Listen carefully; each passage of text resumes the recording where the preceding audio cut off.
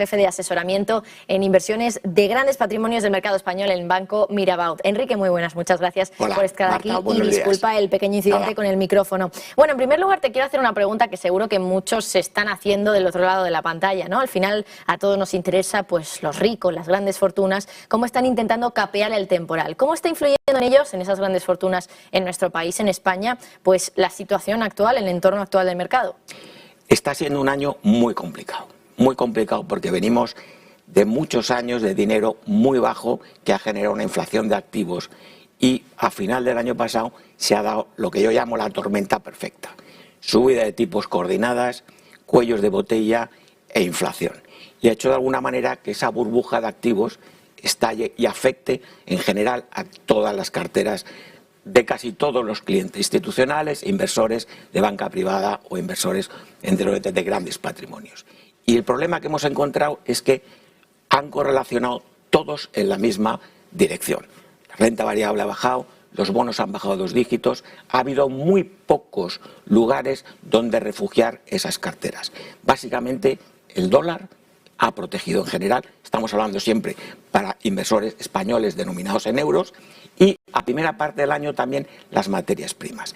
Ha sido la única parte que nos ha descorrelacionado y ahí nos hemos tenido que intentar acomodar todos los gestores para encontrar esas no correlaciones con un mercado que ha empezado a funcionar de manera diferente a como lo venía haciendo en los últimos años. Además, en los últimos años, pero muchos de ellos, una década incluso, podríamos decir. Mucho tiempo funcionando de la misma manera, los mismos activos funcionaban bien, tenían rentabilidad y ahora ha cambiado completamente el espectro. Ahora, Enrique, ¿cuáles son los retos para la inversión en el mercado actual? Actualmente todavía vemos que no estamos todavía libres y vemos también un problema de crecimiento. Se acerca una recesión, en Europa claramente, en Estados Unidos probablemente para la mitad del año que viene. Y entonces nosotros básicamente tenemos 3 puntos donde fijarnos. Una, identificación clara del ciclo económico para intentar adecuar las inversiones a esa fase del ciclo, porque normalmente tienen una pauta. Segundo, valoración, fundamental, valorar qué estamos metiendo en las carteras de nuestros clientes. Es importante saber qué valen las cosas, fundamental. Y lo tercero, diversificación. Si algo nos ha enseñado estos años, y sobre todo estos meses, es lo importante que es tener diversificadas las carteras de los clientes.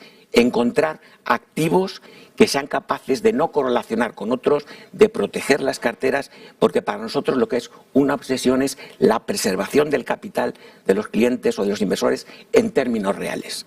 Esa debe ser nuestro objetivo fundamental.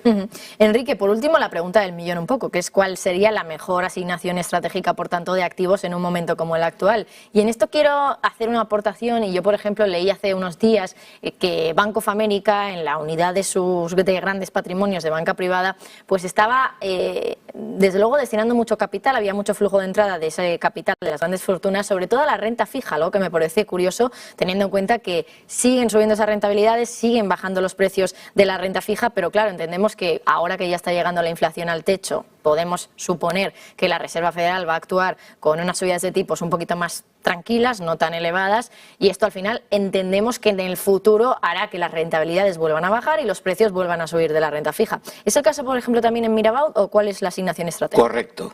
Estamos detectando una oportunidad y una ventana de oportunidad en ciertos segmentos de la renta fija. Por ejemplo, en las duraciones de 2 a 4, 5 años en segmentos de investment grade o riesgo corporativo. Ahí estamos habiendo valor tanto en Estados Unidos como en Europa. En soberanos, en Europa no lo tenemos tan claro, porque todavía pensamos que puede haber potencial de algún disgusto, y en investment grade es un segmento que todavía nos ofrece un poquito de respeto, pensando que no va a haber especialmente defaults, no como en otras fases, porque creemos que estamos mejor preparados. Pero sí, es un segmento, la renta fija corporativa, en segmentos de duración 2, 3, 4 años, donde sí vemos valor.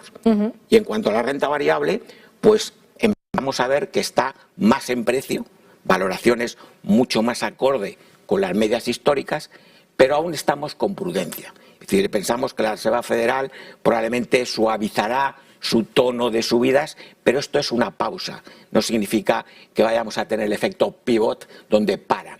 que entonces sí que nos atreveríamos más a poner más riesgo en las carteras. Todavía no hemos llegado a ese momento. Para resumir un poco, entonces, esperaríamos al pivot de la Reserva Federal a que frene las subidas de tipos para entrar en renta variable. Y entiendo que entonces renta fija corporativa de una duración, nos decías, de en torno a 2 a 4 años, si no me equivoco, Eso es ya sería el momento de entrar. Probablemente ahora ya hay algunas oportunidades, sí. ¿Y qué hay de la renta fija soberana?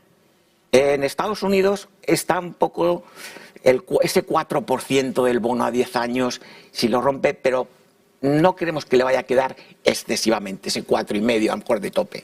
En Europa pensamos que todavía puede haber algo más de dolor o sufrimiento. No nos atreveríamos en duraciones cortas, en soberanos todavía, a introducirlo de una manera. Estaríamos mucho más neutrales en ese segmento.